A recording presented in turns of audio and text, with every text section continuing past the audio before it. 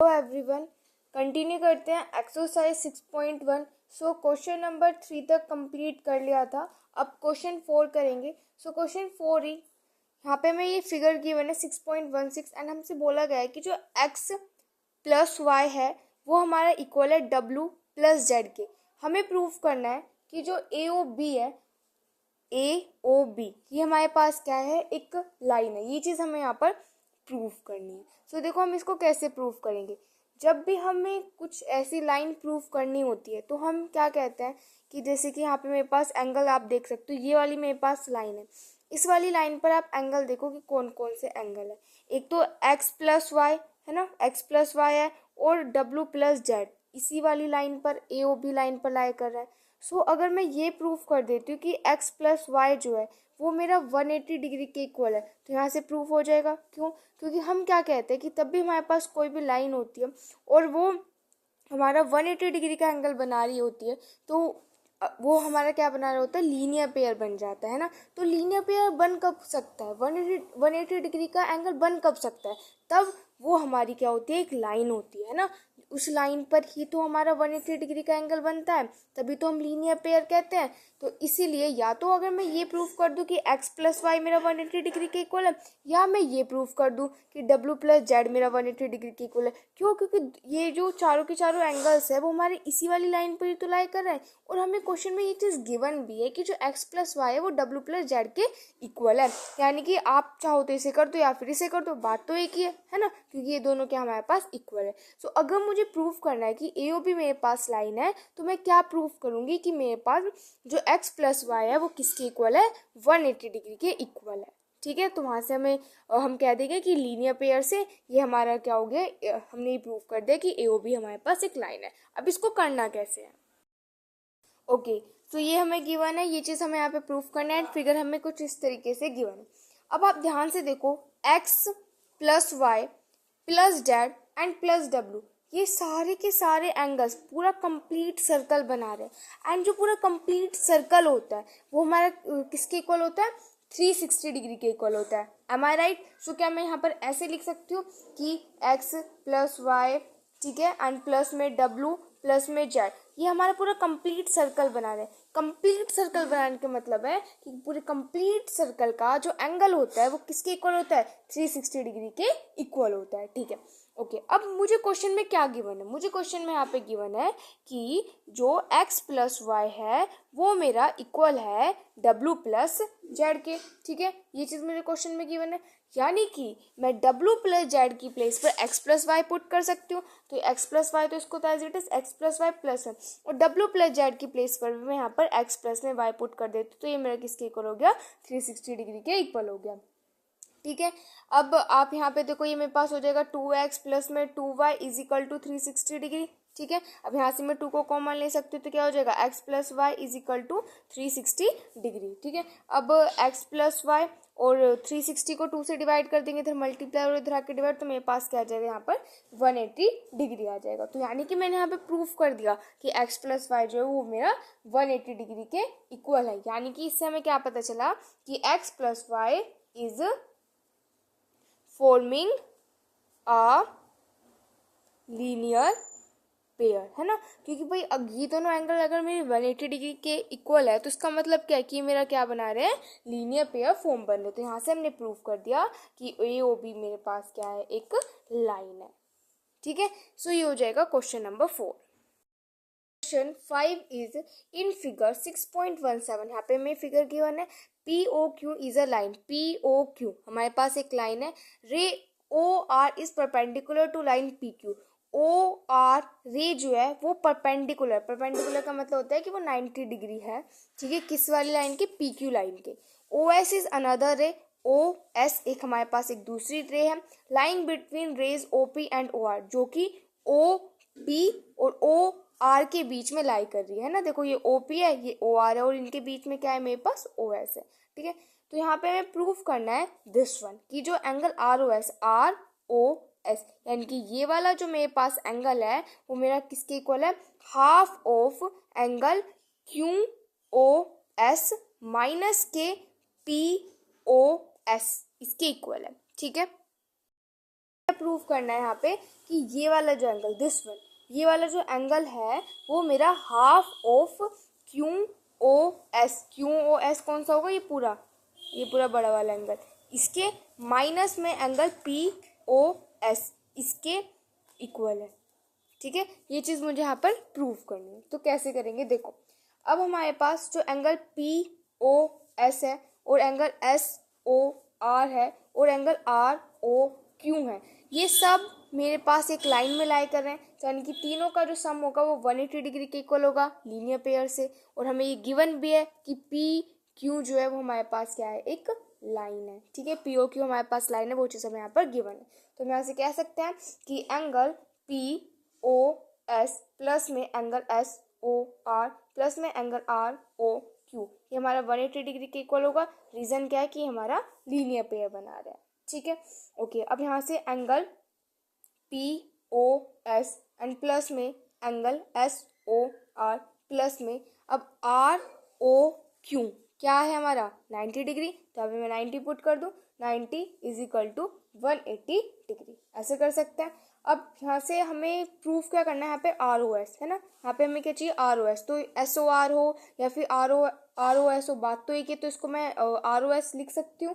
ठीक है, यानी कि इसको हम क्या लिख सकते हैं, इसको मैं यहाँ पे लिख देती हूँ angle R O S is equal to, और सबको उधर भेज देते हैं। सो ये 180, फिर ये माइनस के 90 और फिर ये माइनस के एंगल पी ओ एस। ठीक है, इसको मैं यहाँ पर इक्वेशन नंबर 1 बोल देती हूँ।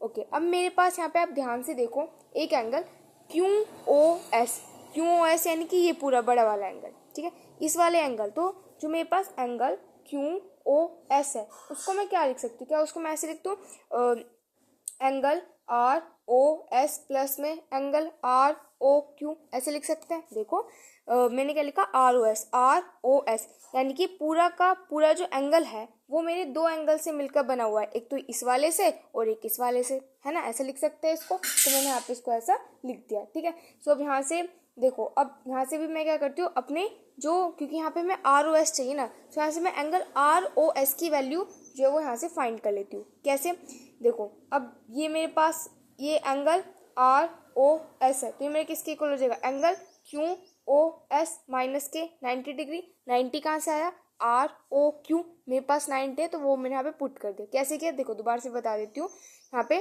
कि आर ओ एस की मुझे वैल्यू चाहिए थी, तो यहाँ पे मेरे पास क्या है, क्यू ओ एस है और इधर ही प्लस का था तो मैं इसको इधर ले गई, तो मेरे पास हो गया माइनस का, और आर ओ क्यू मेरे पास 90 था तो मैंने 90 पुट कर दिया, इनको अरेंज कर दिया, यानी कि मैंने आर ओ एस इधर लिख दिया और ये वाली चीज़ मैंने इधर लिख दी। ठीक है, ओके। अब इसको आगे सोल्व करते हैं, इसको मैं यहाँ पे क्वेश्चन नंबर 2 बोल देती हूँ। ठीक है, अब यहाँ पर इक्वेशन 1 और इक्वेशन 2 के लेफ्ट हैंड साइड में आर ओ एस है, तो यानी कि मैं इनकी मतलब लेफ्ट हैंड साइड अगर इक्वल है तो राइट हैंड साइड को इक्वेट कर सकते हैं। तो राइट हैंड साइड को इक्वेट करते हैं 180 माइनस के 90 माइनस के angle P O S is equal to angle Q O S minus के 90, ऐसा कर सकते हैं। ठीक है, अब देखो यहाँ पे माइनस के 90 कैंसिल हो गया, ये उधर जाएगा तो ये प्लस का हो जाएगा, फिर तो कैंसिल ही हो जाएंगे इसलिए। ठीक है, हमें यहाँ पर क्या चाहिए था, एंगल आर ओ एस। यहाँ पर ना हम इक्वेट नहीं करेंगे इनको, हम यहाँ पर इक्वेट नहीं करेंगे क्योंकि यहाँ पर तो हमें क्या चाहिए होगा, एंगल आर ओ एस चाहिए होगा। अगर हम इसको इक्वेट कर देंगे तो हमारे पास एंगल आर ओ एस तो आने का ही नहीं है। सो हम यहाँ पे क्या करेंगे, ऐड करेंगे इन दोनों इक्वेशंस को। ठीक है, सो ऐड इक्वेशन 1 एंड 2, दोनों इक्वेशन को ऐड करेंगे, क्योंकि अगर मैं इस तरीके से इक्वेट कर दूँगी तो मेरे पास एंगल आर ओ एस तो आ ही नहीं रहा है ना, इसलिए यहाँ पे हम क्या करेंगे, दोनों को ऐड कर देंगे। तो राइट हैंड साइड को ऐड करेंगे आर ओ एस, फिर प्लस में एंगल आर ओ एस किसके इक्वल होगा, देखो इसका इसके साथ ऐड कर देंगे, इस पूरे को इसके साथ यहाँ पर ऐड कर देंगे, तो क्या हो जाएगा 180 माइनस के 90 माइनस के angle P O S plus के angle Q O S and minus के 90 डिग्री। ठीक है, ये हो जाएगा। ओके, अब देखते हैं यहाँ, तो ये हो जाएगा एंगल ये आर ओ एस, तो मेरे पास क्या हो जाएगा, 2 एंगल आर ओ एस हो जाएगा। 180 में से 90 सब्ट्रैक्ट करेंगे तो 90 माइनस के angle P O S plus के angle Q O S minus के 90, ये पॉजिटिव नेगेटिव कैंसिल हो गया।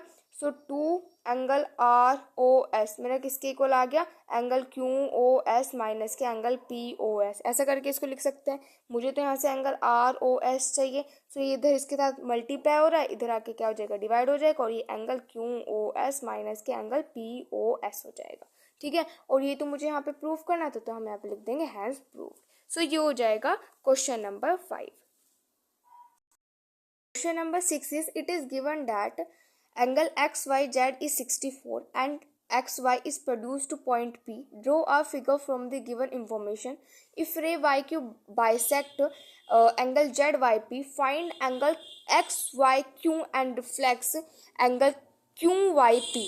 So देखो क्वेश्चन नंबर 6 की फिगर हमें गिवन नहीं है, ये फिगर हमें खुद से ड्रॉ करनी है। गिवन क्या क्या है कि एंगल एक्स वाई जेड जो है वो 64 है, एक्स वाई को हमने प्रोड्यूस्ड किया पॉइंट पी तक, तो हमें ये यहाँ पर ये फिगर बनानी है।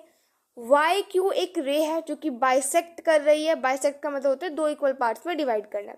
एंगल जेड वाई पी को हमें यहाँ पे एक्स वाई क्यू और reflex of angle Q Y P find करना है। तो सबसे पहले हम यहाँ पे अपनी फिगर बनाते हैं।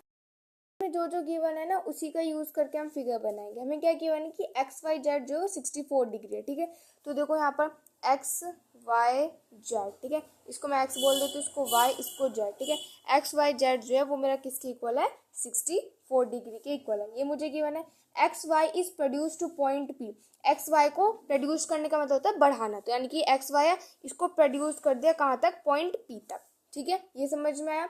फिर उसके बाद हमें फिगर बनाना, उसके बाद क्या बोला है, if ray Y Q bisect angle Y Z P, यानी कि वाई क्यू जो है वाई और क्यू यहाँ पे बन जाएगा हमारा। कैसे, क्योंकि ये वाई क्यू क्या कर रहा है, बाइसेक्ट कर रहा है जेड वाई पी को, जेड वाई पी को, तो जेड वाई पी ये है तो इसको बाइसेक्ट कर रहा है, यानी कि दोनों एंगल्स यहाँ पे क्या मेरे पास इक्वल है, ठीक है। तो जो जो इन्फॉर्मेशन हमें गिवन थी उससे हमने यहाँ पे अपनी फिगर तो ड्रॉ कर लिया।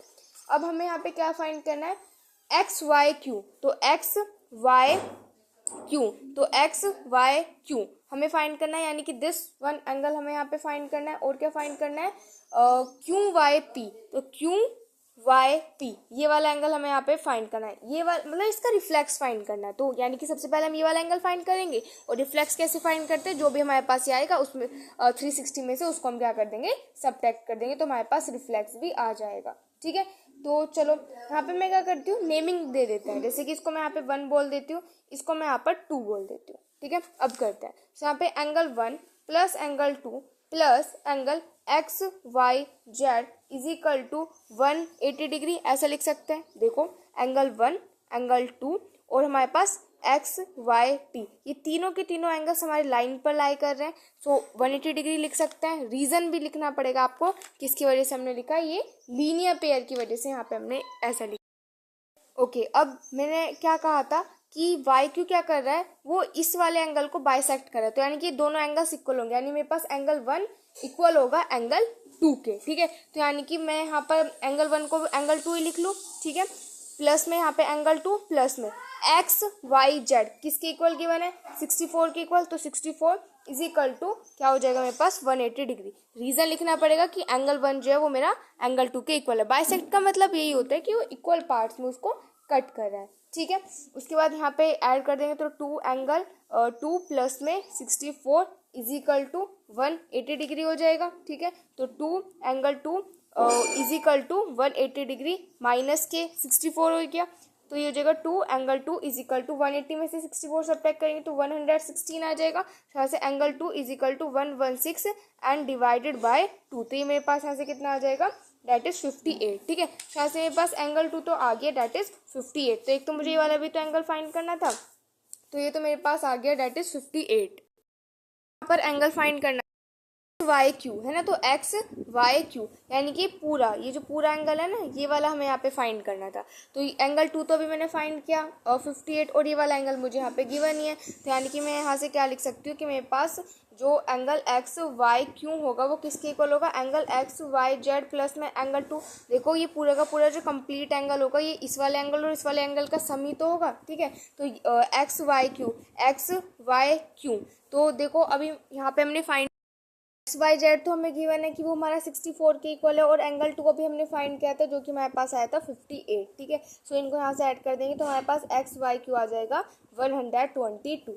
अब हमें नेक्स्ट हमें फाइंड करना है यहाँ पे रिफ्लेक्स ऑफ रिफ्लेक्स हमें फाइंड करना है एंगल क्यू वाई पी का, हमें यहाँ पर रिफ्लेक्स फाइंड करना है। तो क्यू वाई पी, तो जो मेरे पास एंगल 2 होगा वही मेरे पास एंगल 1 होगा, क्योंकि एंगल 1 और एंगल 2 जो है वो मेरे पास इक्वल है। तो अगर मुझे इसका रिफ्लेक्स फाइंड करना है तो ये मेरे पास है कितना 58 है। तो अगर मुझे इसका रिफ्लेक्स फाइंड करना है तो कैसे करेंगे, 360 में से सब्ट्रैक्ट कर देंगे एंगल क्यू वाई पी को। ठीक है, यहाँ से 360 और क्यू वाई पी हमारे पास मतलब कितना हमने फाइंड किया था, डेट इज 58। तो यहाँ से हमारे पास कितना आ जाएगा, डेट इज 302।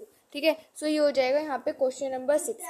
यहाँ पर एक्सरसाइज 6.1 कंप्लीट होती है। नेक्स्ट वीडियो में स्टार्ट करेंगे नेक्स्ट एक्सरसाइज। Thank you.